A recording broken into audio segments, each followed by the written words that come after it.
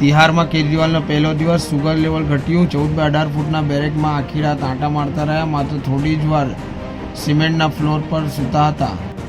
Delhi liquor policy કેસમાં તિહાડ જેલમાંથી બંધ મુખ્યમંત્રી અરવિંદ કેજરીવાલે બેરેકમાંથી પોતાની પહેલી રાત ચાલતા વિતાવી હતી. તેઓ ગઈ આખી રાત બેરેકના આંટા મારતા હતા ત્યારે તેમનું સુગર લેવલ પણ ઘટી ગયું છે, જેમાં અધિકારીના જણાવ્યા અનુસાર 14 x 8 ફૂટની બેરેકમાં કેજરીવાલ આખી રાત ફરતા હતા. તેઓ માત્ર થોડી જ વાર સિમેન્ટના ફ્લોર પર સૂતા હતા. જેલ અધિકારીએ કહ્યું કે કેજરીવાલને સોમવારે સાંજે 4 વાગે તિહાર જેલમાં લાવવામાં આવ્યા હતા અને બેરકમાં મોકલતા પહેલાં તેમની મેડિકલ તપાસ શરૂ કરવામાં આવી હતી. તેમને સુગરનું લેવલ પણ ઘટી ગયું હતું, જે 50 થઈ ગયું હતું. તેમને ડૉક્ટરની સલાહ પર દવાઓ આપવામાં આવી હતી.